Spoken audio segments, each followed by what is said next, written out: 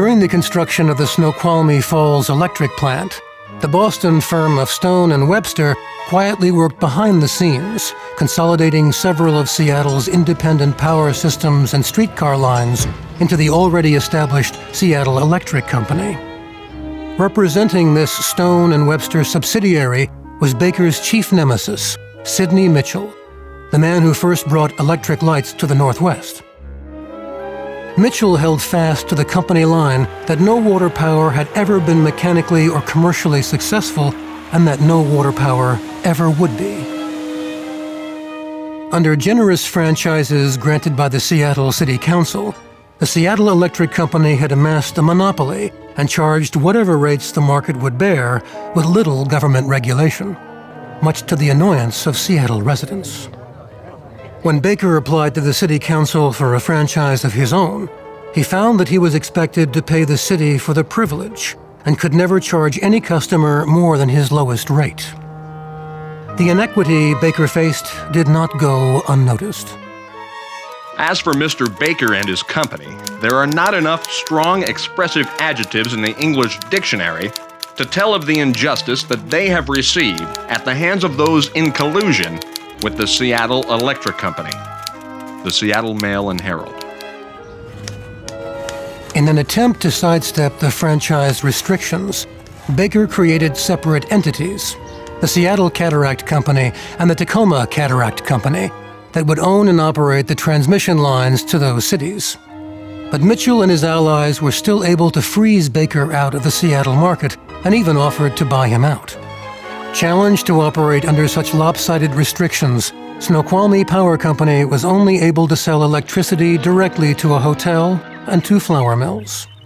The rest he was forced to sell wholesale to the Seattle Electric Company.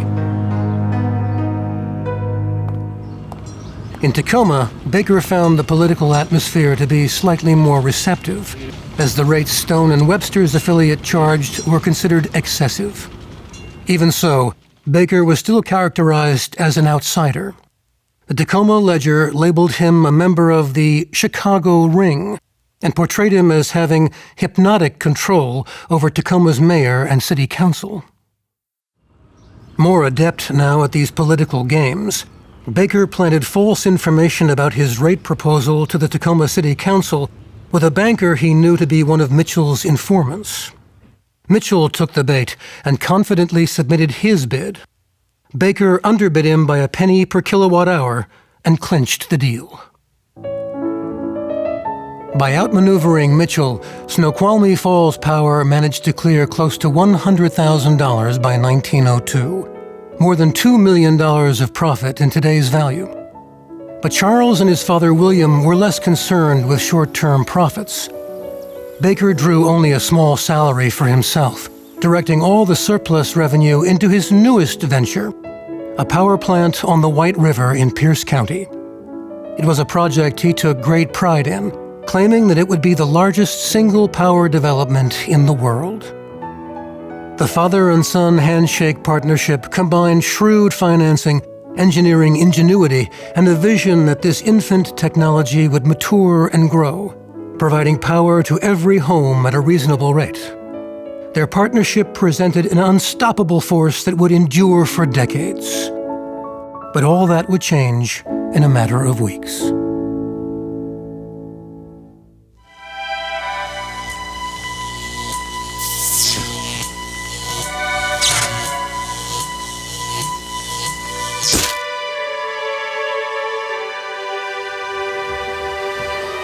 On the night of September 16, 1903, an operator in the cavity smelled smoke.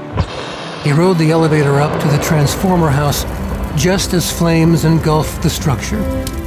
Burning transformer oil flowed down the elevator shaft and into the cavity. 35,000 gallons of oil caught fire. The newspaper accounts at the time talked about there being burning oil miles downstream from the plant. By the time the fire was extinguished, 10 of the 13 transformers, the elevator, and 3 generators were nothing more than charred wrecks. That same night, other fires destroyed a private power company in Seattle and the battery room of the Seattle Electric Company. Baker suspected foul play, but all the events appeared to be accidents. Charles Baker was always, for the rest of his life, was suspicious that they had been set by his competitors. And of course, Snoqualmie Falls was open to the public during the entire time that he controlled it. So there is always that possibility that someone was here. Had the fire occurred a week later, much of the damage could have been averted, as Baker's men were preparing to move the transformers into fireproof compartments. The Snoqualmie Falls Power Company had been severely crippled and could provide only a fraction of its normal power. The Seattle-Tacoma Interurban, powered entirely by the falls, immediately switched to electricity from nearby steam plants and never lost service. Businesses and city streets in Tacoma and Renton, however, went dark, leaving residents searching for candles and kerosene lamps. Baker's men, who had taken great pride in the plant's construction and operation, took it personally when the plant was nearly shut down and worked at a feverish pace to repair the damage. Miraculously, just 36 hours later, the plant came back online with one generator, 3 salvaged transformers, and a privately contracted steam plant.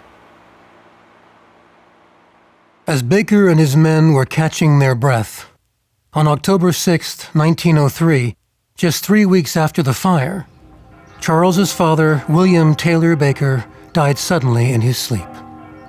Charles was stunned by the unexpected loss, and later wrote of his father, "No father, by his constant attitude, ever paid a finer tribute to a son than this father thus did to me, and no son ever felt a keener regard for a father's welfare and happiness than I did for mine."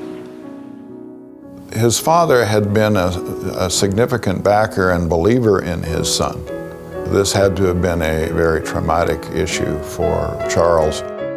In the midst of his grief, Baker was sent into a tailspin when he realized that his father, who was the majority shareholder, had left no will and no written agreement between them. The tragedy is that Charles and his father had done handshake rather than written agreements.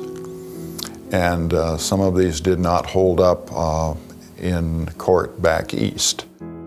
Charles Baker explained to the estate administrators that he was a 50-50 partner with his father in Snoqualmie and White River, but he was unable to produce any written agreement. The administrators, now controlling the board of directors, acknowledged Charles's tremendous contributions as president and chief engineer, but would not recognize the oral agreement. Baker suspected the hand of Sidney Mitchell and his Confederates behind the scene pulling strings. Within a year, during which Baker rebuilt the plant, his father's estate administrators liquidated and sold all of the assets. By 1904, the creator, builder, and financer of Snoqualmie Power was forced out. Many of his best employees followed him in disgust.